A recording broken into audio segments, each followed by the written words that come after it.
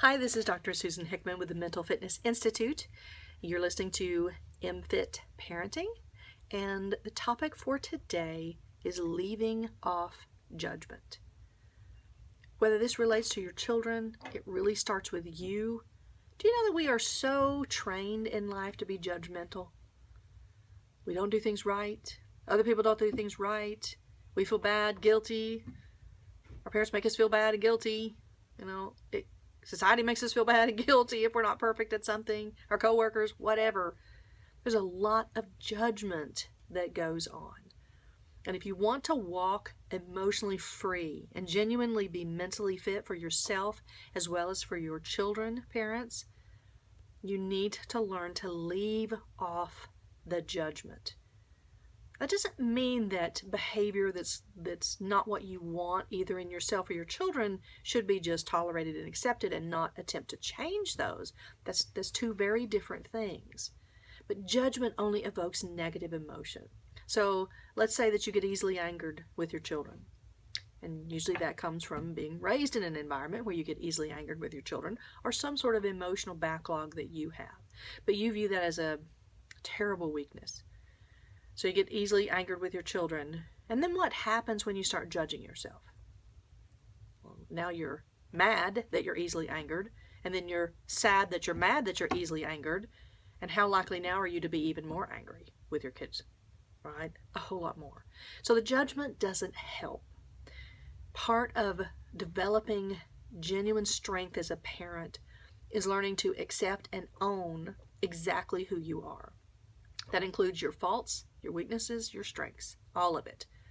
Rather than denial, rather than avoidance, literally own who you are. Because only by owning it and genuinely accepting it and pulling off the judgment of it will you be able to see clearly as to how to go about changing it. So make a list of your strengths and weaknesses. Look at them carefully. Ask other people if you need to. If you really want to know what your strengths and weaknesses are, ask other people. And if you really, really want to know, ask people who don't like you. They'll be honest. And then figure out, how can I look at these and not be judgmental? Right?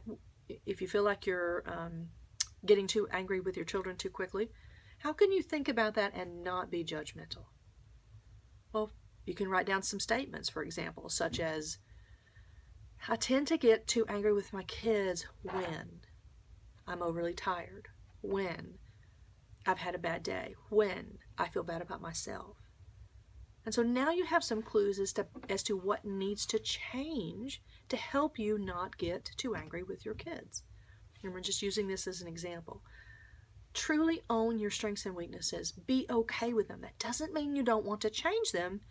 But as long as that judgment is there, that shame and guilt is swallowing you whole, you won't be able to effectively make the changes you want to make in order to be the parent you want to be. So own who you are and don't apologize for it. Yep, I get easily angered, and it's because my parents never had patience with me, and I always felt so imperfect, so I guess I feel imperfect now in not knowing how to deal with my kids. Okay, that's honest. That's just honest. It is what it is. That doesn't make you a bad person. It means that you need skills in order to not get easily angered, right? You need skills in terms of how to deal with yourself and not be judgmental and let it go, and then make an action plan as to what you actually need to do to change it. So leaving off judgment for yourself, owning who you are personally, and being okay with who you are personally. Identify the things you really do want to change and make some action plan for doing that. Now, when it comes to your children, teach them by example to not be judgmental of themselves and other people. So if they've done something, they went and ate all the ice cream, and you've told them not to do that 100 million times, it feels like, rather than saying, I cannot believe you did this again. Well, that's a very judgmental statement, right?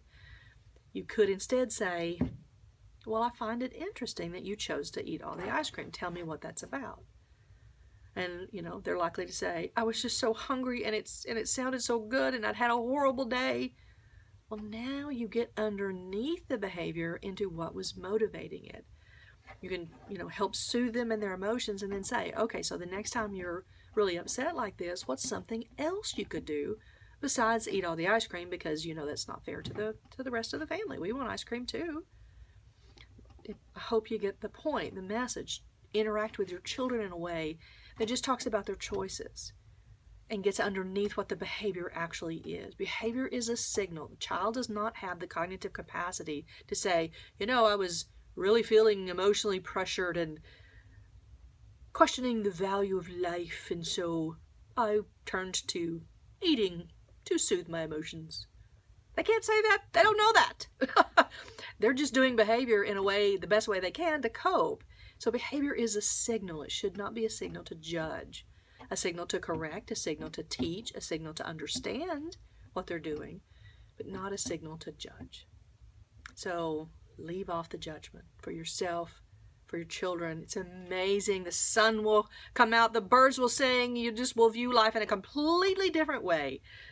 When I was in graduate school, I grew up in a very difficult household, to say the least. And so I felt only as good as my productivity was. So my worth totally came from producing. And all of that backlog of emotion hit me full force when I was in graduate school. And I'm not a depressive person, but I was literally clinically depressed for the first time in my life. And I remember lying in the bed terrified because I didn't know who I was apart from productivity. It was terrifying. But it was the best thing that could happen to me because it made me redefine who I am. And I remember laying there thinking, what if I could just decide I'm okay? What if everything my mother ever said to me, or any those negative things that she did, what if I could just let it go and decide I'm okay? And it was literally like floating into the heavens. I felt so light and unburdened for the first time in my life. It took me a while to be able to live there, but that was a breakthrough moment. The world will look like a different place if you can pull the judgment off. So I hope you will do it. Take care.